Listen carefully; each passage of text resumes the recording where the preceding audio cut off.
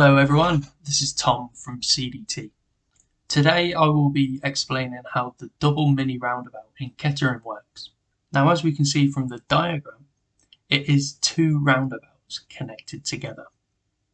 Now, on 3 out of 4 of the approaches, it has 2 lanes. So first we'll deal with how that works.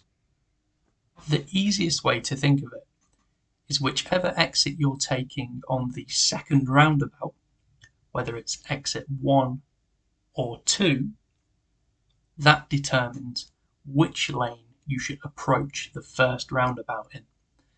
As in, left lane is lane 1 and the right lane would be lane 2.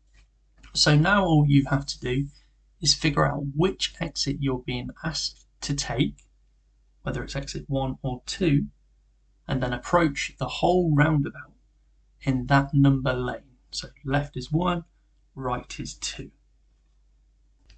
So next up, I have some dashcam footage for you to watch as I approach the roundabout, figure out which lane I need based on the exit I'm taking, and you can watch me drive the whole thing.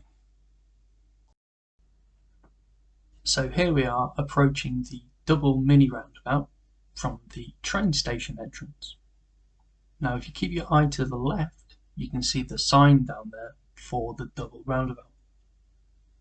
From this clip, we're going to be going towards all routes and the A14.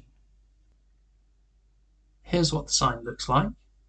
We can see at the top, exit 2 is all routes and the A14. At the bottom of the sign, the arrow is highlighting the road we will enter from, and at the top of the sign, the circle is highlighting the exit road. That's exit 2 on the second roundabout, so we're going to approach the first roundabout in the second lane or the right lane. So let's watch that clip.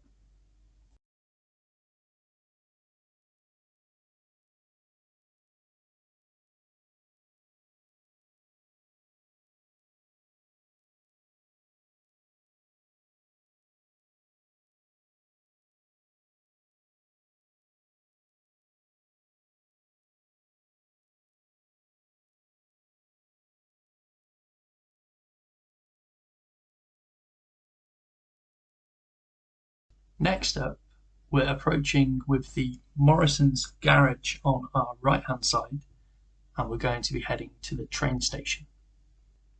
Once again, the train station is our second exit on the last roundabout, so we're going to be approaching in the second or right lane. Let's take a look.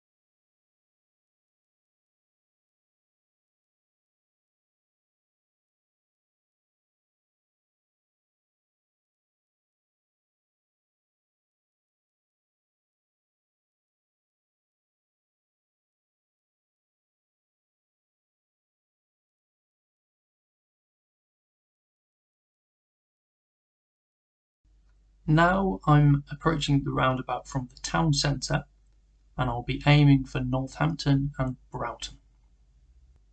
Can you figure this one out?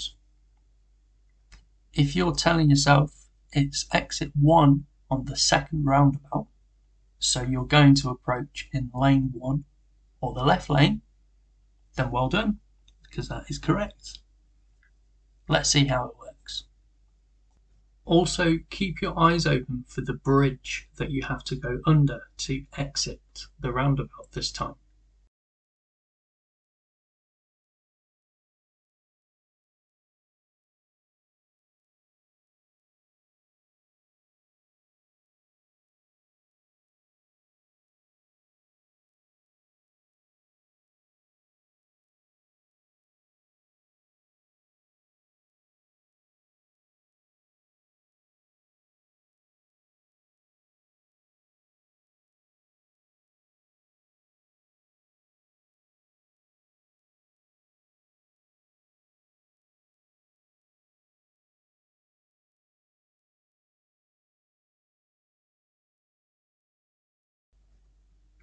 So as I mentioned at the start of the video, it's 2 lanes on 3 out of the 4 approaches.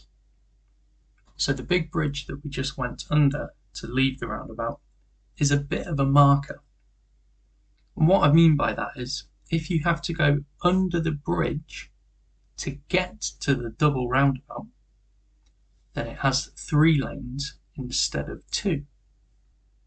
So this time, the left lane, or lane 1 as we've been calling it, will only take you to the first exit on the first roundabout. So this means lane 2, or the middle lane, that becomes exit 1 on the second roundabout, and the right lane, or lane 3, becomes the second exit on the second roundabout. In the next clip, I'm going to be using the middle lane to head to exit 1 on the second roundabout. Let's take a look at that. So here we can see the bridge approach with the sign on the left hand side. I'm going to be heading to the town centre. Here we can see the sign. The town centre exit is exit 1 on the second roundabout, but because I'm going under the bridge, I'm having to approach in the middle lane, which will become the left lane after the first exit. Let's take a look.